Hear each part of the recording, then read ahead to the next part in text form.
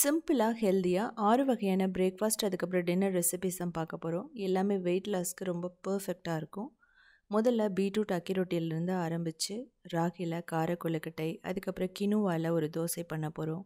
இதுக்கப்புறம் கொங்கு நாடு கிராமத்தில பண்ற மக்காச்சோளத்தில சந்தவையும், அதோட சேர்த்து ஒரு சால்னாவும் பண்ண போறோம்.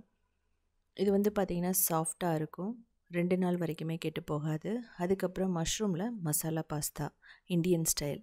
அதுக்கப்புறம் மிளகு ஜீரக உப்மா, இது வந்து கோயில் ஸ்டைலில். முதல்ல கினுவா. சிம்பிளாக ஹெல்த்தியாக ஃபைபர் ரிச்சான கீன்வா தோசை எப்படி பண்ணுறதுன்னு பார்க்கலாம். இது வந்து பார்த்தீங்க அப்படின்னா வெயிட் லாஸ் அப்படின்னு போகும்போதும் ரொம்ப ரொம்ப பர்ஃபெக்டாக இருக்கும். நார்ச்சத்து அப்படின்னு இதில் வந்து ரொம்ப அதிகமாக இருக்குது. இதனோட டேஸ்ட் வந்து பார்த்தீங்க அப்படின்னா நம்ம ஊர் கம்பு மாதிரியே இருக்கும். ஸோ இது கிடைச்சிதுன்னா சாப்பிட்டு பாருங்கள். தோசை நல்லா சாஃப்டாக இருக்கும், அதே சமயம் டேஸ்ட்டாகவும் இருக்கும். இதுக்கு வந்து பார்த்திங்கன்னா 1 கப் எடுத்துக்கலாம் கின்வா. இது வந்து பார்க்குறதுக்கு கொஞ்சம் திணை, சாமை, வரகு அந்த மாதிரி அதே மாதிரியே இருக்கும் உங்களுக்கு. இது 1 கப் எடுத்துக்கலாம். உளுந்து 1/4 கப் எடுத்துக்கலாம். வெந்தயம், கடலைப்பருப்பு. கடலைப்பருப்பு எதுக்காக அப்படின்னா தோசை வந்து ஓரளவுக்கு நல்லா கோல்டன் ப்ரௌனாக வரதுக்காக தான். இதை கிட்டத்தட்ட 4 தடவை நல்லா வாஷ் பண்ணி எடுத்துக்கணும். இதுக்கப்புறம் தண்ணியை கம்ப்ளீட்டாக வடிச்சிட்டு 4 மணி நேரம் நம்ம ஊற வச்சா போதும். ஸோ அப்போ உங்களுக்கு வந்து என்னென்னா நீங்கள் 4 மணி நேரம் ஊற வைக்கலாம், இல்லை நைட்டு ஃபுல்லாகவும் ஊற வைக்கலாம். தண்ணியை கம்ப்ளீட்டாக வடிச்சிடணும். ஸோ தண்ணியை வடிக்கிறதுக்கு முன்னாடி திரும்ப 2 தடவை நீங்கள் வாஷ் பண்ணிக்கிறது நல்லது கூட. இதை வந்து மிக்சியில் போட்டுட்டு தேவையான அளவு உப்பு போட்டு நல்ல ஒரு ஸ்மூத்தான பேட்டர் மாதிரி கொண்டு வந்துடலாம். இந்த கீன்வா வந்து பார்த்திங்க அப்படின்னா பணியாரம், இட்லி, தோசை எல்லாத்துக்குமே பர்ஃபெக்டாக மேட்ச் ஆகும். நான் சொன்ன மாதிரி கம்பு மாதிரியே தான் எக்ஸாக்ட் டேஸ்ட்டில் இருக்கும். இதை நல்லா மிக்ஸ் பண்ணிக்கலாம். மிக்ஸ் பண்ணிவிட்டு மூடி புளிக்க விடணும். இது புளிக்கிறதுக்கு 4 மணி நேரம் மட்டுமே போதுமானது. மில்லட்ஸ் எல்லாம் ரொம்ப அதிகமாக நம்ம வந்து புளிக்க விடக்கூடாது. ஈவன் நீங்கள் திணையெல்லாம் எடுத்துக்கிட்டாவே 3 to 4 hours ரொம்ப பர்ஃபெக்டானது. இதுக்கப்புறமா ஃபர்மெண்ட் ஆனதுக்கப்புறமா தேவையான அளவு தண்ணி ஊற்றிட்டு நம்ம தோசையாக வார்க்க போகிறோம், தோசை சுட போகிறோம். இதில் தேவைப்பட்ட கேரட், பீட்ரூட் எது வேணாலும் நீங்கள் ஆட் பண்ணிக்கலாம். கேப்சிகம் எல்லாம் ரொம்பவே நல்லாயிருக்கும். நம்ம அயன் தோசை தவால தான் பண்ண போகிறோம். நல்லா சூடு பண்ணதுக்கப்புறமா ஆயில் ஊற்றிட்டு நல்லா தேய்ச்சி விட்டுட்டு நம்ம எப்போ போலையே தோசை வந்து பண்ணிக்கலாம். இது நல்லா ஃபர்மெண்ட் ஆச்சு அப்படிங்கும்போது உங்களுக்கு பேக்கிங் சோடா, ஈனோ எதுவுமே தேவையே இல்லை. வெயிட் லாஸ் அப்படின்னு வரும்போது மார்னிங் 2 தோசை, பணியாரம் ஏதாவது ஒன்று நீங்கள் சாப்பிட்டிங்கனாவே அவ்வளோ ஃபில்லிங்காக இருக்கும். இதுக்கு மேலே தேவைப்பட்ட வெங்காயம் கூட நீங்கள் போட்டுக்கலாம். ப்ரோட்டீன் இன்னும் வேணும் அப்படின்னா நீங்கள் ஒரு 2 எக்கை கூட நீங்கள் ஊற்றிக்கலாம். இதே மாதிரி நான் 2 தோசை ஊற்றுறதையும் காமிச்சிருக்கேன். இது வேகிறதுக்கு வந்து பார்த்திங்க அப்படின்னா 2 நிமிஷம் தான் ஆகும். நம்ம இதை திருப்பியும் போடலாம், திருப்பாமையும் பண்ணலாம். இது வந்து பார்த்திங்க அப்படின்னா நமக்கு ரோஸ்ட் மாதிரி வேணும் அப்படிங்கிற சமயத்தில் 1 கப் கீன்வாவோட 1 கப் அரிசி நீங்கள் ஆட் பண்ணிக்கலாம், இல்லை திணை ஆட் பண்ணிக்கலாம். இது வந்து தேங்காய் சட்னி, சாம்பார், பீட்ரூட் சட்னி, கொத்தமல்லி சட்னி எது வேணாலும் இதோட மேட்ச் ஆகும். இந்த கினுவில் நீங்கள் 1 கப் பச்சரிசி போடலாம், இல்லை பாயில்டு ரைஸ் போடலாம், கூடவே சேர்த்து மில்லட்ஸையும் நீங்கள் ஆட் பண்ணி பண்ணலாம். இது வந்து பார்த்தீங்க அப்படின்னா நம்ம ஊர் கம்பு மாதிரி தான் இருக்கும். நான் ஏற்கனவே சொல்லியிருக்கேன். இந்த மாவு ரெடி பண்ணிங்கன்னா 3லேருந்து 4 நாள் வரைக்குமே கெட்டு போகாது. வெயிட் லாஸ்க்கு ரொம்ப ரொம்ப பர்ஃபெக்டாக இருக்கும். இதுக்கப்புறம் வந்து பார்த்திங்க அப்படின்னா ஒரு கர்நாடகா ஸ்பெஷல் பிரேக்ஃபாஸ்ட் தான். சிம்பிளாக ஹெல்த்தியாக பீட்ரூட் அக்கி ரொட்டி எப்படி பண்ணுறதுன்னு பார்க்கலாம். இது வந்து கர்நாடகா ஸ்பெஷல்னு சொல்லலாம். யூஸ்வலாக கர்நாடகாவில் பீட்ரூட் போட மாட்டாங்க. நான் வந்து கொஞ்சம் ஹெல்த்தியாக இருக்கணும் அப்படிங்கிறதுக்காக பீட்ரூட் போட்டிருக்கேன். பீட்ரூட் சாப்பிடாத குழந்தைகள் கூட கண்டிப்பாக அதை சாப்பிடுவாங்க, இந்த கலருக்காகவே. அது மட்டும் இல்லாமல் பீட்ரூட்டோட சத்துக்கள் வந்து முழுமையாக கிடைக்கும். ஏன்னா இதை ரொம்ப நேரம் நம்ம வந்து குக் பண்ணிகிட்ருக்க மாட்டோம். பொரியல் மாதிரியோ இல்லை அப்படின்னா ரைஸ் மாதிரியோ. க்ளூட்டன் ஃப்ரீ அப்படிங்கிறதுனால எல்லாருமே சாப்பிட்லாம். இது வந்து மார்னிங்லேருந்து நைட்டு வரைக்குமே அப்படியே இருக்கும், பஞ்சு போல் இருக்கும். ஸ்நாக்ஸாக கூட நீங்கள் கொடுத்து விடலாம். இதுக்கு தேவையான பொருட்கள் எடுத்துக்கலாம். எல்லாமே ஃபைனாக சாப் பண்ணிடணும். ஒரு பவுலில் அரிசி மாவு, ஜீரகம், அதுக்கப்புறமா வறுத்த நிலக்கடலை பொடி பண்ணி போட்டு இஞ்சி, பச்சை மிளகாய், கறிவேப்பிலை, வெங்காயம், அதுக்கப்புறமா பீட்ரூட், நீங்கள் தயிர் கூட ஆட் பண்ணிக்கலாம், நல்லாவே இருக்கும். கொத்தமல்லி, கறிவேப்பிலை, உப்பு, பெருங்காயம், அதுக்கப்புறமா ஆயில் போட்டுட்டு நல்லா மிக்ஸ் பண்ணுங்கள். இப்படி மிக்ஸ் பண்ணும்போது வந்து பார்த்தீங்க அப்படின்னா பீட்ரூட்டில் தண்ணி இருக்கிறதுனால அதுலேயே வந்து நல்லா வந்து மிக்ஸ் ஆகிடும். அதுக்கப்புறம் நல்ல சூடான தண்ணி இதை ஊற்றிட்டு நம்ம நல்லா பிசைஞ்சுக்கணும். கொஞ்சம் கேர்ஃபுல்லாக பிசையணும். அந்த சுடு தண்ணி ஊற்றுனதுக்கப்புறமா நீங்கள் வந்து கொஞ்சம் டைம் எடுத்துக்கிட்டு அதுக்கப்புறம் பிசைய ஆரம்பிக்கலாம். நம்ம சூடான தண்ணி ஊற்றுறதுனால ஒரு க்ளூட்டன் டெவலப் பண்ண மாதிரி பைண்டிங் ஏஜென்ட் மாதிரி இருக்கும். அப்படிங்கும்போது ஈஸியாக அந்த மாவு வந்து ஃபார்ம் ஆகும், டோ ஃபார்ம் ஆகும். நீங்கள் நார்மல் வாட்டர் கூட ஊற்றி பண்ணலாம். இப்போது நம்ம தேவையான அளவு பால்ஸாக வந்து டிவைட் பண்ணிக்கலாம். இப்படி ஒரு ஷீட் எடுத்துக்கோங்க, இல்லைன்னா வாழை இலை எடுத்துக்கலாம். அதில் கொஞ்சம் ஆயில் தடவிட்டு இதை வச்சு நம்ம தட்டிடுவோம். நம்ம கையிலேயும் நீங்கள் பண்ணலாம். எக்ஸ்பீரியன்ஸ் இருந்துச்சு அப்படின்னா நீங்கள் வந்து ஈஸியாக தட்டிடலாம். அப்படி இல்லைங்கும்போது நம்ம சப்பாத்தி ரோலரில் எந்த அளவுக்கு தின்னாக தேய்ச்சி எடுக்க முடியுமோ அந்தளவுக்கு தேய்ச்சி எடுத்துக்கலாம். இதில் வந்து நான் நீங்கள் கேரட் வேணாலும் நீங்கள் போட்டுக்கலாம். நான் வந்து பீட்ரூட் போட்டிருக்கேன். அதே சமயம் கேப்சிகம் நல்லாயிருக்கும். உருளைக்கிழங்க நீங்கள் நல்லா துருவி தண்ணியை வடிகட்டிட்டு போடலாம், தண்ணியை பிழிஞ்சிட்டு போடலாம். அதுக்கப்புறமா வந்து பார்த்தீங்க அப்படின்னா நீங்கள் வந்து நீர்ச்சத்து உள்ள காய்கறிகள் அதுவுமே வந்து போட்டுக்கலாம். இல்லை அப்படின்னா சிம்பிளாக நீங்கள் சுரைக்காய் வந்து துருவி அதையும் போடலாம், நல்லாயிருக்கும். இதெல்லாமே வந்து பார்த்தீங்க அப்படின்னா குழந்தைகள் வந்து சாப்பிட மாட்டாங்க. ஸோ அந்த மாதிரி காய்கறிகளை அக்கி ரொட்டியில் போட்டு கொடுத்தா டேஸ்ட்டும் வந்து என்ஹான்ஸ் பண்ணும். அதே சமயம் குழந்தைகளுக்கும் அந்த சத்துக்கள் வந்து முழுமையாக கிடைக்கும். இப்போ பாருங்கள், நல்லா தேய்ச்சிட்டோம். இதில் வந்து நீங்கள் ஷேப் இல்லை நல்லா வருத்தப்பட வேணாம். நம்ம வந்து கொஞ்சம் வந்து பிரிஞ்சிருந்ததுன்னா கூட நம்ம ஈஸியாக ஷேப் பண்ணிக்கலாம். அப்படி இல்லை உங்களுக்கு இதுக்கெல்லாம் டைம் இல்லை அப்படின்னா நம்ம பூரி தேய்க்கிற மிஷின் இருக்கும். ஸோ அதில் நீங்கள் என்ன பண்ணலாம் அப்படின்னா இது மாதிரி சின்னதாக தட்டி எடுத்துகிட்டு குழந்தைகளுக்கு சின்னதாக கூட போட்டு கொடுக்கலாம். இப்போ பாருங்கள், பர்ஃபெக்டாக ரெடி ஆகிடுச்சு. இதை அப்படியே எடுத்து தோசைக்கல்லாம் போட்டு கிட்டத்தட்ட ஒரு 5 நிமிஷம் 2 பக்கம் திருப்பி போட்டு நம்ம வேக வைப்போம். இதில் நீங்கள் வந்து ஸ்கிப் பண்ணக்கூடாதது வறுத்த நிலக்கடலை, அதான் டேஸ்ட்டை கொடுக்கும். சோம்பு இலைகள் இருந்தால் நீங்கள் போட்டுக்கலாம், நல்ல மணத்தை கொடுக்கும். நான் ஏற்கனவே அக்கி ரொட்டி 3 விதமாக போட்டிருக்கேன். ட்ரெடிஷ்னலாக வந்து ஒன்று போட்டிருக்கேன், மசாலா அக்கி ரொட்டி. ஸோ நிறைய விதத்தில் போட்டிருக்கேன், நீங்கள் போய் பார்த்து தெரிஞ்சுக்கலாம். இப்படி நான் மூடி வைக்கிறதுக்கான ரீசன் வந்து பார்த்திங்கன்னா வேகமாக வந்து குக் ஆகும் 2 பக்கம் சைடும். ஸோ மெயினாக நீங்கள் அயன் தோசைக்கல்லில் வந்து பண்ணும்போது என்ன ஆகுனா அந்த இரும்பு சத்துமே வந்து குழந்தைகளுக்கு போகும். நான்ஸ்டிக்கில் பண்ணுறதை விட இது வந்து ரொம்ப நல்லது கூட. இப்போது நெய் வந்து ஒரு டேபிள் ஸ்பூன் இது குழந்தைகளுக்கு கொடுக்கும்போது கண்டிப்பாக நீங்கள் போடலாம். வெயிட் லாஸ்ன்னு போகும்போது கூட நீங்கள் ஸ்கிப் பண்ணிக்கலாம். ஸோ இது வந்து பார்த்தீங்கன்னா டைரெக்டாக தோசைக்கல்லில் கூட நீங்கள் தட்டி எடுத்துக்கலாம். நம்ம கோதுமை ரொட்டி, ராகி ரொட்டி எல்லாம் தட்டுற மாதிரி. சட்னி நல்லாயிருக்கும், பிக்கிள் நல்லாயிருக்கும். இந்த பீட்ரூட் அக்கி ரொட்டி வந்து பார்த்தீங்க அப்படின்னா கேரட்டில் பண்ணலாம், முளைகட்டின பாசிப்பயிறு, அதுக்கப்புறம் இதோடு சேர்த்து நீங்கள் பாசிப்பயிரை அரைச்சும் பண்ணலாம். அதுவுமே வந்து பார்த்திங்கன்னா ரொம்பவே நல்லாயிருக்கும். அது மட்டும் இல்லாமல் முட்டைக்கோஸ், காலிஃப்ளவர், கேப்சிகம், பாலக்கீரை எந்தெந்த டாப்பிங் போட்டாலுமே இந்த அக்கி ரொட்டி ரொம்ப சூப்பராக இருக்கும். ஹீமோக்ளோபின் இன்க்ரீஸ் ஆகிறதுக்கு வந்து பார்த்திங்கன்னா இப்படி கொடுத்தா வந்து குழந்தைய கண்டிப்பாக சாப்பிட்ருவாங்க. இதுக்கப்புறமா வந்து ராகி கார கொழுக்கட்டை.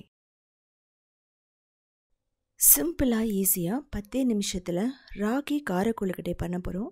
இதில் இரும்பு சத்து, கால்சியம் சத்து அதிகமாக இருக்குது. இது குழந்தைகளுக்கு ஸ்நாக்ஸாக கொடுக்கலாம். உங்களுக்கு வந்து ரத்த சோகை இருந்ததுனால இதை சாப்பிட்லாம். அது மட்டும் இல்லாமல் வெயிட் லாஸ் அப்படின்னு போகும்போது இது வந்து பர்ஃபெக்டாக இருக்கும். பிரேக்ஃபாஸ்ட்டு, டின்னர், ஸ்நாக்ஸாக கூட சாப்பிட்லாம். கணேஷ் சதுர்த்திக்கு வந்து பார்த்திங்கன்னா ஒரு யூனிக்கான ஒரு கொழுக்கட்டைன்னு சொல்லலாம். 2 நாள் ஆனாலுமே பஞ்சு போல் இருக்கும். இதுக்கு முதல்ல பேனில் எண்ணெய் ஊற்றிட்டு கடுகு, கடலைப்பருப்பு, உளுத்தம்பருப்பு போட்டுக்கலாம். தேவைப்பட்ட முந்திரி, அதுக்கப்புறம் நீங்கள் பீனட் கூட போட்டுக்கலாம். நல்லா ரோஸ்ட் பண்ணதுக்கப்புறமா இது வந்து ப்ரௌனாக வரணும். இதில் வந்து பார்த்திங்கன்னா கறிவேப்பிலை, பச்சை மிளகாய், இஞ்சி, அதுக்கப்புறமா பாசிப்பருப்பு இது வந்து ஒரு 30 நிமிஷம் மட்டும் ஊற வச்சா போதும். அதையும் இதில் சேர்த்துட்டு தேங்காய் ஒரு 1/2 கப் சேர்த்துக்கலாம். உப்பு தேவையான அளவு, பெருங்காயம், அதுக்கப்புறமா ரெட் சில்லி ஃப்ளேக்ஸ் இல்லைன்னா நீங்கள் வந்து மிளகாயை வந்து வறுத்து பொடி பண்ணி கூட போடலாம். அப்படி இல்லைனா மிளகாய்த்தூள் போடலாம். 1 கப் ராகி மாவுக்கு 1.25 கப் தண்ணி ஊற்றலாம். அதுக்கு மேலே ஊற்றிடாதீங்க, ரொம்ப ரன்னி ஆகிடும். இப்போது ராகி மாவு 1 கப் அதையும் போட்டுட்டு கொத்தமல்லி தூவிட்டு நம்ம வந்து நல்லா மிக்ஸ் பண்ணணும். இந்த ஸ்டேஜில் நீங்கள் வந்து லோ ஃப்ளேமுக்கு கொண்டு வந்துடுங்க. மீடியம் ஃப்ளேம், ஹை ஃப்ளேம்லாம் இருந்தால் கீழே வந்து பேர்ன் ஆக ஆரம்பிக்கும். அதனால தான் நான் லோ ஃப்ளேமில் வச்சுக்கிட்டு நீங்கள் மிக்ஸ் பண்ணணும். அந்த ராகி மாவு வந்து எல்லாமே மிக்ஸ் ஆகணும். அந்த ஒயிட்டாக இருக்கிறதெல்லாம் தெரியக்கூடாது. ஸோ இந்த மாதிரி கொண்டு வந்ததுக்கப்புறமா இதை மூடி ஒரு 5 நிமிஷம் அப்படியே நம்ம விட்டுற போகிறோம். அப்படி விடும்போது என்னாகும் அப்படின்னா மாவு நல்லா வெந்துடும். இதிலையே இல்லை கடைசியாக ஒரே ஒரு டேபிள் ஸ்பூன் நெய் மட்டும் போதும்.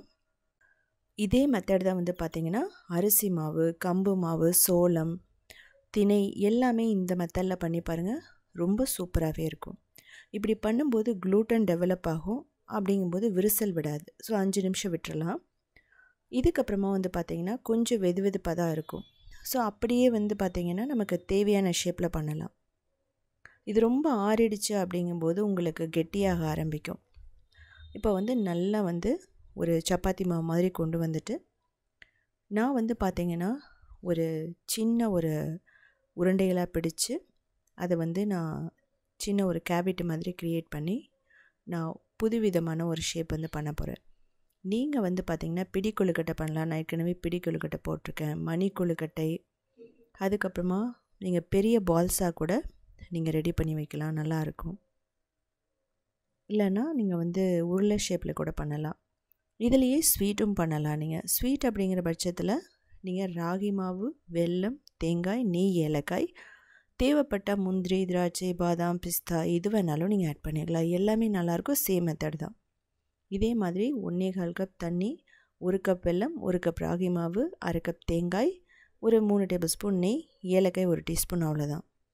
ஸோ அதே மாதிரி பண்ணி பாருங்கள். இல்லை நான் கூடிய சீக்கிரமாக அதுக்கும் நான் வீடியோ போடுறேன். நம்ம ரெடி பண்ணதுக்கப்புறமா ஒரு 5லேருந்து 8 நிமிஷம் வேக வச்சா போதும், மீடியம் ஃப்ளேமில். ஸோ உங்களுக்கு பார்த்தா தெரியும் பர்ஃபெக்டாக பஞ்சு போல் ரெடி ஆகிடுச்சு.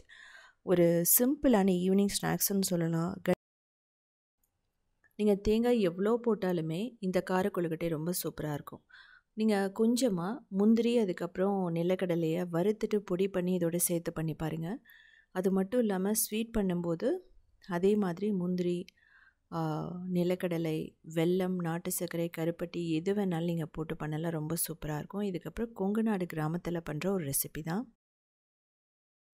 சிம்பிளாக ஹெல்த்தியாக கார்ன் இடியாப்பம், அதுக்கப்புறம் சால்னா எப்படி பண்ணுறதுன்னு பார்க்கலாம். இது வந்து பார்த்திங்கன்னா ஒரு பர்ஃபெக்டான வெயிட் லாஸ் ரெசிபின்னு சொல்லலாம். அது மட்டும் இல்லாமல் இது கொங்கு நாடு கிராமத்து ஸ்டைலில் பண்ண போகிறோம். யூஸ்வலாக கொங்கு நாடு கிராமத்தில் மக்காச்சோளம் அப்படிங்கிறது வந்து பார்த்திங்கன்னா ரொம்ப ரொம்ப ஃபேமஸ் ஆனது. ஸோ அதை வச்சு இட்லி, தோசை, பணியாரம், அதுக்கப்புறம் இடியாப்பம் எல்லாமே பண்ணுவாங்க. இந்த கார்ன் இடியாப்பம் வந்து பார்த்திங்கன்னா ரொம்ப ரொம்ப ஹெல்த்தியானது. குழந்தைகளுக்கு ஸ்நாக்ஸாக கூட நீங்கள் கொடுக்கலாம். இதுக்கு தொட்டுக்கிறதுக்கு வந்து பார்த்திங்க அப்படின்னா சால்னா பர்ஃபெக்டாக இருக்கும். நீங்கள் சட்னியும் வச்சுக்கலாம். இது வந்து சந்தவைன்னு சொல்லுவோம் கொங்கு நாடு கிராமத்தில். இதுக்கு 2 கப் கார்ன் மாவு, அதாவது என்னென்னா மக்காச்சோள மாவு எடுத்துக்கலாம். கொஞ்சம் ஆயில், உப்பு போட்டுக்கலாம். இதை வந்து நல்லா மிக்ஸ் பண்ணுங்கள். இது வந்து மஞ்சள் சோளத்துலேயும் பண்ணுவாங்க, உருண்டையாக இருக்கும் அதுலேயுமே. இப்போ நல்லா கொதிக்கிற தண்ணி தான் ஊற்றணும். 1 கப்பு மாவுக்கு 1 கப் தண்ணி ஊற்றலாம். நல்லா கொதிக்கணும் தண்ணி. நீங்கள் நார்மலாக வாமான வாட்டரில் ஊற்றிடாதீங்க. அப்போ வந்து என்ன ஆகுனா ஒன்றோடு ஒன்று சேர்ந்து வராது, சாஃப்ட்னஸும் இருக்காது. நல்லா கொதிக்கிற தண்ணி ஊற்றிட்டு சப்பாத்தி ரோலரில் நல்லா வந்து மிக்ஸ் பண்ணும்போது என்ன ஆகும் அப்படின்னா ஒரு மாவு மாதிரி ஃபார்ம் ஆகும். சப்பாத்தி மாவு மாதிரி ஒரு டோ மாதிரி இருக்கும். இதை மூடி 5 நிமிஷம் வச்சிடலாம். வச்சதுக்கப்புறமா வந்து பார்த்திங்கன்னா கை பொறுக்கிற சூட்டில் நல்லா வந்து பிசையணும். இது வந்து பார்த்திங்க அப்படின்னா சப்பாத்தி பிசைகிறத விடவே ரொம்ப ஈஸியாக இருக்கும். கார்னில் வந்து க்ளூட்டன் கிடையாது அப்படிங்கிறதுனால கையிலெல்லாம் ரொம்ப ஒட்டாது, பிசு பிசு நல்லா. இப்போ ஆயில் ஊற்றிக்கலாம். ஸோ பாருங்கள் எந்த அளவுக்கு சாஃப்டாக இருக்குன்னு. இன்னொரு விஷயம், இது பிசைஞ்சோன்னு நம்ம போட ஆரம்பிச்சிடணும். அப்போவே லைட்டாக வார்மாக தான் இருக்கும் நமக்கு. ரொம்ப நேரம் விட்டீங்க அப்படின்னா ட்ரை ஆகிடும். இப்போது நம்ம முறுக்கு குழலில் தான் போட்டு பண்ண போகிறோம். நீங்கள் வந்து இதுக்குன்னு வந்து ட்ரெடிஷ்னலாக இருக்கிறதெல்லாம் நீங்கள் போட்டு பண்ணலாம். பட் அதுக்கு நமக்கு டைம் இல்லை அப்படிங்கிறதுனால நம்ம இது மாதிரி தின்னான ஓமப்பொடி மோல்டு இருக்கும், ப்ளைன் சேவ்னு சொல்லிட்டு, அதில் வந்து பிழிஞ்சிங்கன்னா ஈஸியாக வந்துடும். ஸோ கொஞ்சம் நல்லெண்ணெய் வந்து பிளேட்டில் தடவிக்கலாம். நல்லெண்ணெய், நெய் எது வேணாலும் நீங்கள் தடவிக்கலாம். இல்லை அப்படின்னா ஒரு காட்டன் கிளாத்தில் கூட நீங்கள் பிழிஞ்சு விட்டு வைக்கலாம், ஒன்றும் பிரச்சனை இல்லை. இப்படி வந்து நம்ம இட்லி மாதிரி ஊற்றி எடுத்துக்கணும், பிழிஞ்சு எடுத்துக்கணும். டேஸ்ட் வந்து பார்த்திங்க அப்படின்னா ரொம்பவே சூப்பராக இருக்கும். நம்ம நார்மல் அரிசி மாவை விடவே கார்ன்ஃப்ளவரில் வந்து அவ்வளோ ஃப்ளேவர் இருக்கும் உங்களுக்கு மக்காச்சோள மாவில். நான் சொன்ன மாதிரி கொங்கு நாடு கிராமத்தில் வந்து பார்த்திங்கன்னா மக்காச்சோளம், அதுக்கப்புறம் சோளம் இருக்கும். வெள்ளை சோளம், மஞ்சள் சோளம், சிகப்பு கலர் சோளம் கூட இருக்குது. அது யூஸ்வலாக வந்து ரொம்ப ஈஸியாக வளரக்கூடியது. இது வந்து ஆர்கானிக் அப்படிங்கிறதுனால நம்ம வீட்லேயே வந்து சோளம் வந்து எடுத்து அதுக்கப்புறமா வந்து காய வச்சு அரைச்சது தான் இந்த மாவு. ஸோ ரொம்ப ரொம்ப ஆர்கானிக், எந்த ஒரு ஹைப்ரிட்மே இதில் கிடையாது. மாவு வந்து நம்ம ரெடி பண்ணிட்டோம் அப்படின்னா கிட்டத்தட்ட 6 மாதம் வரைக்குமே இந்த மாவு கெட்டு போகாது. அதாவது மக்காச்சோள மாவு. ஸோ அதில் நம்ம தேவையானது பண்ணிக்கலாம். ஸோ உங்களுக்கு நிறைய இருக்கிற டைமில் என்ன பண்ண முடியாது அப்படின்னு நீங்கள் நினச்சிங்கன்னா இதெல்லாமே பண்ணலாம். நான் ஏற்கனவே இட்லி போட்டிருக்கேன், ரொம்பவே நல்லாயிருக்கும் உங்களுக்கு. யூஸ்வலாக ஒரே மாதிரி நம்ம செய்கிறதுக்கு எப்படி செஞ்சு சாப்பிட்லாம். இதுலேயே வந்து பார்த்திங்கன்னா இடியாப்பத்தில் ஸ்வீட் நல்லாயிருக்கும். நான் இதில் வந்து கோகனட் இட்லி பொடியை வச்சு ஒரு இடியாப்பம் அடுத்த நாள் எப்படி பண்ணுறதுன்னு சொல்லி காமிச்சிருக்கேன். இப்போ இதை வந்து நம்ம வேக வைக்கணும். கிட்டத்தட்ட ஒரு 10 நிமிஷம் மீடியம் ஃப்ளேமில் வேக வச்சாவே போதும். 8லேருந்து 10 நிமிஷம் போதுமானது. ஏன்னா ஏற்கனவே மாவு வெந்துருச்சு. இப்போது 2வது மெத்தட் வந்து பார்த்திங்க அப்படின்னா நமக்கு வந்து இட்லி பிளேட்டில் வச்சுட்டோம். மீதி இருக்கிறத இது மாதிரி இடியாப்பம் பிளேட்டில் வச்சுக்கலாம். அப்படி இல்லைனா கூட நீங்கள் ஒரு பெரிய தட்டு எடுத்துகிட்டு அதில் வந்து கொஞ்சம் ஆயில் தடவிட்டோ இல்லை வாழையில் வச்சோ மேலே பிழிஞ்சு விட்டுட்டு டைரெக்டாக இட்லி பாத்திரத்தில் வச்சுட்டிங்கன்னா அதுவுமே ஈஸியாக ரெடி ஆகிடும். உங்களுக்கு வந்து மோல்டு வேணும், நமக்கு இடியாப்பம் சுற்றுறது வேணும், இல்லை இடியாப்பத்துக்கு வந்து தனியாக தட்டு வேணும், அப்படியெல்லாம் எதுவுமே தேவையில்லை. இப்படி தின்னாக வந்து நம்ம சேவ் மோல்டில் போட்டு பண்ணும்போது குழந்தைய கையில் எடுத்து சாப்பிட்றதுக்கு அவ்வளோ சூப்பராக இருக்கும். ஸோ இது வந்து பார்த்திங்கன்னா முதல் நாள் நைட்டு பண்ணிட்டீங்க அப்படின்னா இன்கேஸ் மீதி ஆகிடுச்சு சாப்பிட முடியல அப்படிங்கிற பட்சத்தில் நம்ம ஒரு நல்ல ஆட்டட் கண்டெய்னரில் போட்டுட்டு ஃப்ரிட்ஜில் வச்சுட்டோன்னா மார்னிங் பிரேக்ஃபாஸ்ட்டுக்கு வந்து நம்ம ஏதாவது தேங்காய் சந்தவையோ இல்லை அப்படின்னா லெமன் புளியோதரை மாதிரி பண்ணிக்கலாம். அது மட்டும் இல்லாமல் நம்ம இட்லி பொடி, ஈவன் நீங்கள் குழந்தை இதில் வந்து சாப்பிட்லன்னா மேகி மசாலா கூட போட்டு நல்லா வந்து மிக்ஸ் பண்ணி கொஞ்சம் வெஜிடபிள் எல்லாம் போட்டு வணக்கி கொடுத்தீங்கன்னா சூப்பராக சாப்பிட்ருவாங்க. நூடுல்ஸ் மாதிரியே தான் இருக்கும். இந்த கலருக்காகவே சாப்பிட்ருவாங்க, எக் நூடுல்ஸ் மாதிரி இருக்குன்னு சொல்லிட்டு. இப்போ நம்ம 2வதும் நமக்கு ரெடி ஆகிடுச்சு. இப்போ இது எடுத்த உடனே அதையும் வச்சிடலாம். அதே மாதிரி 8லேருந்து 10 நிமிஷம் போதுமானது. உங்களுக்கு டைம் இல்லைங்கிற பட்சத்தில் 5 நிமிஷமே உங்களுக்கு போதும், நல்லா வெந்துடும். ஸோ பாருங்கள் எப்படி இருக்குன்னு சொல்லிட்டு அப்படியே பஞ்சை விடவே நல்லாயிருக்கும். நமக்கு அரிசி மாவு விடவே இந்த மக்காச்சோள மாவு அவ்வளோ சூப்பராக இருக்கும். இது வந்து நீங்கள் சால்னா, அதுக்கப்புறமா குருமா, இது எல்லாமே நல்லாயிருக்கும் இது. ஸோ அப்படி சால்னாலாம் வைக்க டைம் இல்லை அப்படிங்கிற பட்சத்தில் நீங்கள் தக்காளி சட்னி, கார சட்னியோடு எடுத்துக்கலாம். கொஞ்சம் சின்ன வெங்காயம், தக்காளி, புளி, வரமிளகாய் போட்டு அரைச்சிட்டு தாளிச்சிட்டிங்கன்னா பர்ஃபெக்டாக ரெடி ஆகிடும். ஸோ நான் எல்லாமே எடுத்து காமிச்சிருக்கேன். ஸோ உங்களுக்கு டீட்டெயிலாக காட்டுறதுக்கான ரீசன் என்னென்னா அந்த கார்ன் மாவில் எப்படி வந்திருக்குன்னு சொல்லிட்டு.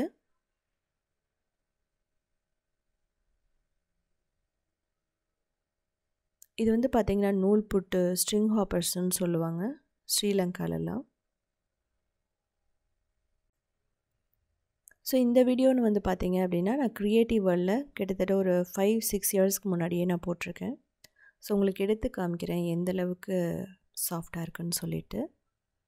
இது மேலே நல்ல சூடான சால்னா ஊற்றி சாப்பிடும்போது அவ்வளோ டேஸ்ட்டாக இருக்கும். இல்லைன்னா சாகு குருமா, நான் சொன்ன மாதிரி சாகு குருமா, டொமேட்டோ குருமா, ஒயிட் குருமா எல்லாமே நல்லாயிருக்கும். சிக்கன் குருமா கூட நீங்கள் எடுத்துக்கலாம். ஸோ இதுக்கு வந்து பார்த்திங்க அப்படின்னா அடுத்த நாள் எனக்கு மீதி இருந்ததுனால உங்களுக்கு எப்படி தாளித்து பண்ணுறதுன்னு காமிச்சிருக்கேன். கடுகு, கடலைப்பருப்பு, உளுத்தப்பருப்பு, முந்திரி, நிலக்கடலை கூட நீங்கள் போட்டுக்கலாம். ரோஸ்ட் பண்ண நிலக்கடலை நல்லா ரோஸ்ட் பண்ணதுக்கப்புறமா நம்ம இதில் வந்து வெங்காயம், கறிவேப்பிலை, பச்சை மிளகாய், பெருங்காயம் இதெல்லாமே வந்து போட்டு பண்ண போகிறோம்.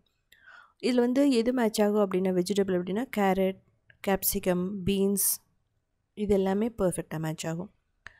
இன்கேஸ் உங்களுக்கு இன்னும் வந்து ட்ரெடிஷ்னலாக வேணும் அப்படிங்கிற பட்சத்தில் நீங்கள் வந்து 1/4 கப் தேங்காயை போட்டுக்கலாம். கடலெண்ணெயில் வதக்குனிங்கன்னா ரொம்ப நல்லாயிருக்கும். குழந்தைங்க இது மாதிரியெல்லாம் சாப்பிட மாட்டாங்க அப்படின்னா நீங்கள் சாஸ் வந்து போட்டு கொடுக்கலாம். மஞ்சூரியன் ஸ்டைலில் சாஸ் எல்லாம் இதில் போட்டிங்க அப்படின்னா ரொம்ப சூப்பராக நல்லா மிக்ஸ் ஆகிடும். இப்போது மசாலா பொடி, மிளகாய்த்தூள், அதுக்கப்புறமா கொஞ்சம் உப்பு, மஞ்சள் தூள் கூட உங்களுக்கு தேவையில்லை. ஏன்னா ஆல்ரெடி கார்ன் இடியாப்பமே எல்லோயிஷாக இருக்கிறதுனால நான் வந்து உதுத்து விட்டுருக்கேன். நீங்கள் தேவையில்லைன்னா நீங்கள் உதுத்து விடாமல் கூட பண்ணலாம். ஸோ இதுலேயே வந்து பார்த்திங்க அப்படின்னா நான் அரிசி மாவுலேயும் இன்ஸ்டண்ட்டாக பண்ணுறது எப்படின்னு சொல்லிட்டு போட்டிருக்கேன். அதுக்கப்புறம் சிவப்பு அரிசிலையும் நான் வீடியோ போட்டிருக்கேன். இப்போ வந்து பார்த்திங்கன்னா ஃபைனலாக நான் கொத்தமல்லியும் அதுக்கப்புறம் தேங்காயும் துருவி போட்டிருக்கேன். இதை வந்து ஒரு 5 நிமிஷம் நல்லா ஒரு மீடியம் ஃப்ளேமில் வச்சுட்டு ரோஸ்ட் பண்ணும்போது நல்லா சூடாயிடும். இன்கேஸ் நீங்கள் டைரெக்டாக போட விருப்பப்படலைன்னா திரும்ப ஒரு 5 நிமிஷம் வேக வச்சுட்டு இதில் போட்டு பண்ணிங்கனாலும் நல்லாயிருக்கும். ஸோ நம்ம நிறைய மெத்தடில் பண்ணலாம். டைம் இல்லைங்கும்போது டைரெக்டாக போட்டும் பண்ணலாம். டைம் கொஞ்சம் இருந்துச்சுன்னா ஒரு 5 நிமிஷம் திரும்ப ஸ்டீம் பண்ணிவிட்டு இதில் போட்டு தாளிச்சும் பண்ணலாம். ஸோ இதெல்லாம் வந்து நான் பிகினர்ஸ்க்காக சொல்கிறேன். ஸோ நீங்கள் இது பண்ணியிருந்தீங்க அப்படின்னா நீங்கள் எப்படி பண்ணுவீங்கன்னு சொல்லிட்டும் கமெண்ட் பண்ணலாம். இது ஃபைனலாக வந்து பார்த்திங்கன்னா கொஞ்சம் ஒரு அரை லெமன் ஜூஸ் வந்து பிழிஞ்சு விட்டிங்கன்னா ரொம்ப சூப்பராக இருக்கும். ஒரு 2 டேபிள் ஸ்பூன் லெமன் ஜூஸும் நல்லாயிருக்கும். இப்போ ஃபைனலாக நான் இட்லி பொடி போடுறேன். இட்லி பொடி வந்து பார்த்திங்கன்னா 2 வகையான இட்லி பொடி இருந்துச்சு. 2யும் போட்டுட்டு நான் நல்லெண்ணெய் ஊற்றுறேன். நல்லெண்ணெய் வந்து நல்லா மேட்ச் ஆகும். ஸோ இதில் வந்து பார்த்திங்கன்னா மாவு பிசைறது 2 நிமிஷம், வேக வைக்கிறது 8 நிமிஷம், அவ்வளோதான். உங்களுக்கு பெருசாக வந்து இதுக்கு டைமே எடுத்துக்காது. ரொம்ப முக்கியமாக கவனிக்க வேண்டியது நீங்கள் சாஃப்டாக பிசையணும். மாவு மட்டும் சாஃப்டாக இருந்துச்சுன்னா இடியாப்பம் அவ்வளோ சாஃப்டாக இருக்கும், பிழியறதுக்கும் ஈஸியாக இருக்கும். ஸோ இப்போ பார்த்தீங்கன்னா தெரியும், உதிரி உதிரியாக ஒரு நமக்கு சேமியா மாதிரியே இருக்கும். ஸோ இதுக்கப்புறம் சால்னாக்கு வந்து பார்த்திங்கன்னா எண்ணெய் ஊற்றிட்டு ஸ்பைசஸ் எல்லாம் போட்டுக்கலாம். சோம்பு, பட்டை, கிராம்பு, ஏலக்காய், அதுக்கப்புறம் கல்பாசி, அதுக்கப்புறம் வெங்காயம், பச்சை மிளகாய், கறிவேப்பிலை நல்லா வந்து ஒரு பிங்க் கலரில் வர வரைக்கும் நீங்கள் வதக்கணும். இதுக்கு ப்ரௌன் ஆகணும்லாம் அவசியம் இல்லை. இஞ்சி பூண்டு விழுது போட்டிருக்கலாம். இல்லை உங்களுக்கு டைம் இல்லைன்னா வெங்காயம் இஞ்சி பூண்டு வந்து ஒன்றா போட்டு மிக்சியில் அரைச்சும் நீங்கள் போட்டுக்கலாம். வெங்காயம் நல்லா வதக்கும் போது தான் இன்கேஸ் அடுத்த நாள் குருமா வச்சுருந்தாலும் நல்லாயிருக்கும். இப்போ தக்காளி ஒரு 4 தக்காளியாக ஃபைனாக சாப் பண்ணி போட்டுக்கலாம். இல்லை அப்படின்னா நீங்கள் அரைச்சி கூட போட்டுக்கலாம். ஸோ இந்த தக்காளியோட புளிப்புக்கு வந்து பார்த்திங்கன்னா இடியாப்பத்துக்கு ரொம்ப சூப்பராக இருக்கும். இது வந்து எதோட மேட்ச் ஆனால் இட்லி, தோசை, அதுக்கப்புறம் சப்பாத்தி, பூரி, பரோட்டா. இந்த குருமா வந்து பார்த்திங்கன்னா வச்சுட்டிங்கன்னா எல்லாத்துக்குமே மேட்ச் ஆகும். நான் இந்த வீடியோட கடைசியில் சப்பாத்தியோடு நான் வச்சு காமிச்சிருக்கேன். இப்போ இதுக்கு தேவையான மசாலா மஞ்சள் தூள், மிளகாய் தூள், கொத்தமல்லி தூள், ஜீரகத்தூள், கரம் மசாலா தூள்லாம் போட்டிருக்கேன். வெஜிடபிள் ஒன்று அப்படின்னு பார்த்தீங்கன்னா கேரட், கேப்சிகம், பீன்ஸ் போட்டிருக்கேன். நீங்கள் உருளைக்கிழங்கு, காலிஃப்ளவர், மஷ்ரூம், நான்வெஜ் சாப்பிடுவீங்களா தான் சிக்கன், மட்டன் எது வேணாலும் நீங்கள் யூஸ் பண்ணிக்கோங்க. நான் வந்து முட்டைக்கோஸ் வந்து போட்டிருக்கேன். முட்டைக்கோஸ் ரொம்ப சூப்பராக இருக்கும். உங்களுக்கு முட்டைக்கோஸ் மீதி ஆகிடுச்சு, என்ன செய்கிறதுன்னு தெரிலனா கவலையே படாதீங்க. இது மாதிரிலே குக்கரில் போட்டு சால்னாவோ வெஜ்ஜோ சாகு குருமாவோ வச்சிங்கன்னா அவ்வளோ சூப்பராக இருக்கும். ஈவன் நீங்கள் ஓப்பன் பேன் மெத்தடில் கூட ரொம்ப நேரம் குக் பண்ணணும் அவசியம் இல்லை. இப்போ அரைக்கிறதுக்கு தேங்காய், கசகசா, பொட்டுக்கடலை, முந்திரி, கொஞ்சம் தண்ணி ஊற்றி அரைச்சிக்கலாம். கொத்தமல்லியும் போட்டுக்கோங்க. இதுக்கு புதினா தேவையில்லை. தேவைப்பட்டால் கொத்தமல்லியோட கொஞ்சம் புதினாவும் போட்டு நீங்கள் அரைச்சிக்கலாம். இப்போது தேவையான அளவு தண்ணி ஊற்றிடலாம். தண்ணி ஊற்றிட்டு கொஞ்சம் கொதிச்சு வரணும் லைட்டாக. இல்லை அப்படின்னா நீங்கள் மிக்ஸ் பண்ணிவிட்டு கொஞ்சம் சூடானதுக்கப்புறமே அடுத்து நம்ம அரைச்சி வச்ச பேஸ்ட்டை போட்டுக்கலாம். இதில் வந்து பார்த்திங்கன்னா முட்டைக்கோஸோட ஸ்மெல்லே வராது. நம்ம அரைச்சி வச்ச அந்த விழுதியும் ஊற்றிட்டு தேவையான அளவு திக்னஸ்க்கு தண்ணி ஊற்றிடலாம். ஏன்னா பொட்டுக்கடலை இருக்கிறதுனால ஓரளவுக்கு நல்லா வந்து திக்காகும். இந்த குருமா அப்படிங்கிறது வந்து பார்த்திங்கன்னா ஃபேமிலியில் எத்தனை பேர் இருந்தாலுமே நீங்கள் ஈஸியாக வச்சிடலாம். அதுக்கேற்ற மாதிரி கொஞ்சம் பொட்டுக்கடலை, முந்திரி கொஞ்சம் அதிகப்படுத்திட்டு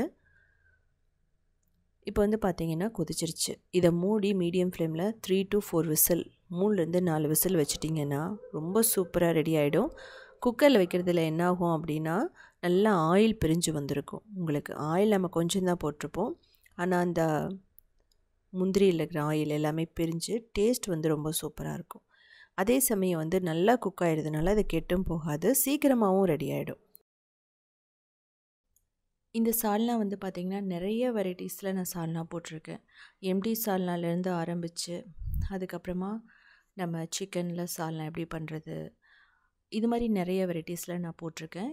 எல்லாமே வந்து பார்த்திங்கன்னா ஹோட்டல் ஸ்டைலில் இருக்கும். நம்ம வீட்லேயே ரொம்ப டேஸ்ட்டாக பண்ணி சாப்பிட்லாம். இது வந்து பார்த்திங்கன்னா 2 நாள் வரைக்குமே ஃப்ரிட்ஜில் வச்சுருந்தா கெட்டு போகாது. இதுக்கப்புறமா மஷ்ரூம் மசாலா பாஸ்தா குழந்தைகளுக்கு ரொம்ப பிடிச்சது. சிம்பிளாக டேஸ்ட்டாக மஷ்ரூம் மசாலா பாஸ்தா எப்படி பண்ணுறதுன்னு பார்க்கலாம். இது குழந்தைகளுக்கான ஒரு பெர்ஃபெக்டான பிரேக்ஃபாஸ்ட் இல்லை டின்னர்னு சொல்லலாம். நீங்கள் ஸ்நாக்ஸாக கூட குழந்தைகளுக்கு கொடுத்து விடலாம் ஸ்கூலுக்கு. செய்கிறதுக்கு 15 நிமிஷம் தான் ஆகும். நம்ம ஹோட்டலில் எப்படி சாப்பிடுமோ அதே சுவையில் இருக்கும். இதுக்கு முதல்ல ஒரு பவுலில் தண்ணி ஊற்றிட்டு உப்பு ஆயில் ஊற்றிக்கலாம். அதுக்கப்புறமா பாஸ்தாவை போட்டுட்டு நல்லா சாஃப்டாக வர வரைக்கும் இதை வந்து வேக வைக்கணும். இது 5 நிமிஷத்துலேயே வந்து பார்த்திங்க அப்படின்னா பர்ஃபெக்டாக ரெடி ஆயிடும். இதே வந்து பார்த்திங்கன்னா நீங்கள் குக்கர்லேயும் வைக்கலாம், 1 பாட்லேயும் பண்ணலாம்.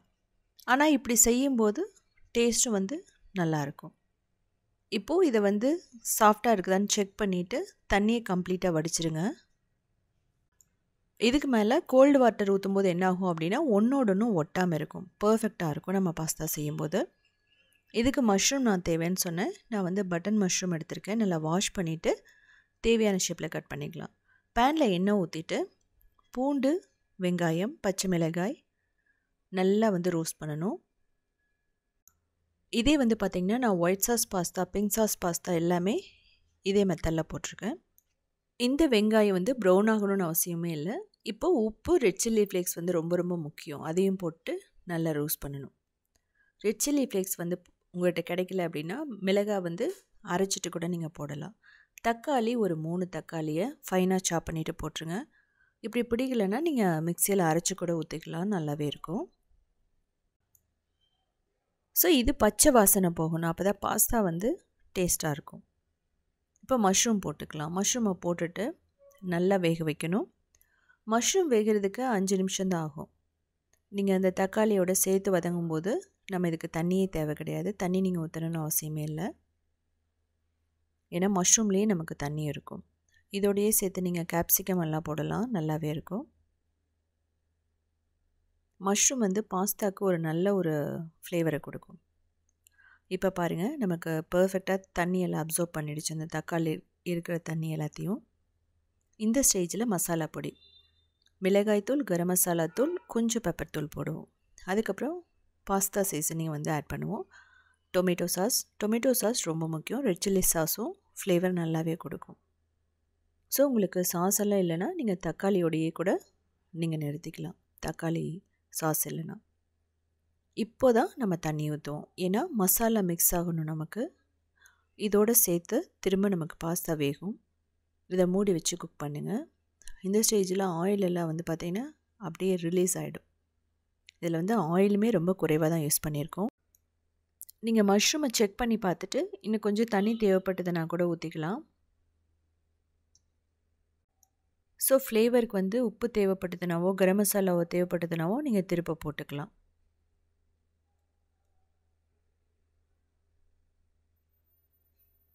ஸோ உங்களுக்கு அந்த சாஸ் வந்து ரெடி ஆகிடுச்சு. இதாக வந்து பார்த்திங்கன்னா மஷ்ரூமோட ஒரு பர்ஃபெக்டான காம்பினேஷன் சொல்லலாம். நல்லா வதக்கிடுங்க, அடி பிடிக்காத மாதிரி. இந்த ஸ்டேஜில் நம்ம வேக வச்ச பாஸ்தா போடுறோம். இதில் தேவைப்பட்டால் ஒரு க்யூப் வந்து நீங்கள் பட்டர் போடலாம். குழந்தைகளுக்கு வந்து பட்டர் போட்டால் ரொம்ப பிடிக்கும். சீஸும் வந்து பார்த்திங்கன்னா நல்லாயிருக்கும். வெயிட் லாஸ் அப்படின்னு போகும்போது நீங்கள் சீஸ் போட வேணாம். குழந்தைகளுக்கு அப்படிங்கும்போது நீங்கள் கொஞ்சம் எக்ஸ்ட்ரா சீஸ் போட்டிங்க அப்படின்னா ஃப்ளேவரும் நல்லாயிருக்கும். இது வந்து ஒரு 2 நிமிஷம் ஜென்டிலாக வதக்கிடுங்க, அப்போ தான் இந்த சாஸ் உள்ளே இறங்கும். ஃபைனலாக கொத்தமல்லி தழை. நமக்கு பர்ஃபெக்டாக ரெடி ஆகிடுச்சு. எக்கு பிடிக்கும்னு நினைக்கிறவங்க இதோட எக்கோடு சாப்பிட்லாம், இல்லைனா அப்படியே கூட நீங்கள் சாப்பிட்லாம், நல்லாயிருக்கும். இந்த மசாலா பாஸ்தா நான் வந்து கிட்டத்தட்ட ஒரு 10 வகையான பாஸ்தா போட்டிருக்கேன். நீங்கள் போய் பார்த்து தெரிஞ்சுக்கலாம். அதோட சேர்த்து ஸ்பெகட்டியும் இருக்கும். ஒரு சிலது வந்து பார்த்திங்கன்னா ரெஸ்டாரண்ட், ஹோட்டல் ஸ்டைலில் நம்ம பண்ணியிருப்போம். இது வந்து பாஸ்தா சாப்பிடாத குழந்தைங்க எதுவுமே சாப்பிட மாட்டேங்கிறாங்கன்னா இது மாதிரி பண்ணி கொடுத்து பாருங்கள். கண்டிப்பாக காலையில் பிரேக்ஃபாஸ்ட் சாப்பிட்ருவாங்க. ஃபைனலாக நம்ம பார்க்க போகிறது கோவில் ஸ்டைலில். சிம்பிளாக ஈஸியாக 10 நிமிஷத்தில் அப்படியே வாயில் வச்சோன்னா கரையிற மாதிரி பஞ்சு போல் ஒரு மிளகு ஜீரக உப்புமா பண்ண போகிறோம். இது வந்து பார்த்திங்கன்னா மார்னிங் பண்ணால் நைட் வரைக்குமே அதே டேஸ்ட்டோடு இருக்கும். நீங்கள் ஸ்டீம் பண்ணி கூட சாப்பிட்லாம், இல்லை அப்படின்னா அவனில் வச்சு கூட சாப்பிட்லாம். இது சாம்பார் சட்னியோடு எடுத்துக்கும் போது அவ்வளோ டேஸ்ட்டாக இருக்கும். உப்புமா சாப்பிடாத குழந்தைகள் கூட வந்து பார்த்திங்கன்னா இதை கொடுத்தா கண்டிப்பாக சாப்பிடுவாங்க. இதுக்கு முதல்ல 2 கப் ரவை எடுத்துக்கலாம். அதுக்கப்புறமா ஒரு 2 டேபிள் ஸ்பூன் ஆயில் ஊற்றிட்டு நல்லா ரோஸ்ட் பண்ணுங்கள். ஒரு 2 நிமிஷம் ஆகும் ரோஸ்ட் பண்ணுறதுக்கு. நீங்கள் நெய்யில் கூட வறுத்துக்கலாம் தேவைப்பட்டதுன்னா. இது வந்து ஹோட்டல் ஸ்டைலில் இருக்கும் உங்களுக்கு. இது தனியாக எடுத்து வச்சிடலாம். வறுத்ததுக்கப்புறமா இது வந்து ப்ரௌன் ஆகணுன்னெல்லாம் அவசியமே இல்லை. இதுக்கப்புறமா நம்ம இதை தாளிக்கணும். இதுக்கு ஒரு 3 டேபிள் ஸ்பூன் எண்ணெய் ஊற்றிக்கலாம். அதுக்கப்புறமா கடுகு, கடலைப்பருப்பு, உளுத்தம்பருப்பு, ஜீரகம், மிளகு, நீங்கள் முந்திரி கூட ஒரு 1/4 கப் போட்டுக்கலாம், நல்லாவே இருக்கும். இது நான் கோதுமை ரவையிலையும் பண்ணியிருக்கேன். இப்போது பெருங்காயம், வெங்காயம், பச்சை மிளகாய், இஞ்சி, கருவேப்பிலை இதெல்லாம் போட்டு நல்லா ரோஸ்ட் பண்ணணும். ப்ரௌன் ஆகணும்னு அவசியம் இல்லை, ஆனால் வந்து உங்களுக்கு கொஞ்சம் சாஃப்ட் ஆகணும். இதுக்கப்புறமா ஒரு 1/2 கப் தேங்காய் போட்டுக்கலாம். மிளகு ஜீரக உப்புமா அப்படிங்கும்போது தேங்காய் வந்து ரொம்ப ரொம்ப முக்கியம். இதுக்கப்புறமா வந்து பார்த்திங்க அப்படின்னா கிட்டத்தட்ட 6 கப் தண்ணி ஊற்றுறோம். 1 கப் ரவைக்கு 3 கப் தண்ணி. அதுக்கப்புறமா கொஞ்சமாக மிளகுப்பொடி, அதுக்கப்புறம் வறுத்த ஜீரகப்பொடி அதையும் போட்டுட்டு இது கொதித்து வரும்போது தேவையான அளவு உப்பு போட்டுடலாம். இதுக்கப்புறமா வந்து பார்த்திங்கன்னா நல்லா கொதிச்சதுக்கப்புறமா சிம்மு கொண்டு வந்துட்டு நம்ம ரவையை போடுவோம். இதுலேயே ஒரு 2 டேபிள் ஸ்பூன் நெய் போட்டுக்கலாம். ரொம்பவே நல்லாயிருக்கும். நெய் இல்லைன்னா நீங்கள் பட்டர் கூட போட்டுக்கலாம். இப்போ சிம்மில் வச்சுட்டு ரவையை போட்டுட்டு நீங்கள் நல்லா மிக்ஸ் பண்ணணும். அப்போ தான் கட்டி வராது. அதே சமயம் ஓவராகவும் மிக்ஸ் பண்ணிடாதீங்க. ஜென்டிலாக எல்லாமே மிக்ஸ் பண்ணதுக்கப்புறமா நம்ம அப்படியே மூடி வச்சிடணும்.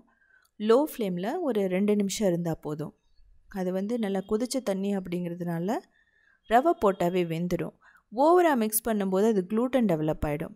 ஸோ இதை மூடி லோ ஃப்ளேமில் ஒரு 2 நிமிஷம், அதுக்கப்புறமா ஆஃப் பண்ணிடலாம். கொத்தமல்லி போட்டுக்கலாம். தேவைப்பட்டால் ஒரு 3 டேபிள் ஸ்பூன் நெய் உங்களுக்கு தேவைப்பட்டால் மட்டும் போட்டுக்கோங்க. இதை வந்து மிக்ஸ் பண்ணுங்கள், அவ்வளோதான். இதுக்கு மேலே நீங்கள் எதுவுமே பண்ணக்கூடாது. பர்ஃபெக்டாக வெந்துருச்சு. அப்படியே வந்து பார்த்திங்க அப்படின்னா வாயில் வச்சோன்னா கரையிற மாதிரி இருக்கும். கர்நாடகா சௌ பாத்துன்னு சொல்லுவோம். இதோட கேசரியும் வச்சு சர்வ் பண்ணுவாங்க. ஸோ இதே மாதிரி யூனிக்கான ரெசிபீஸ் வேணும் அப்படின்னா நீங்கள் உத்தமி கிச்சனை ஃபாலோ பண்ணலாம். க்ரியேட்டிவ் வேர்ல்ட்னு இன்னொரு சேனல் இருக்குது. அதுலேயுமே 2000 ரெசிபீஸ் இருக்குது. ஸோ பார்த்துட்டு கமெண்ட் பண்ணுங்கள்.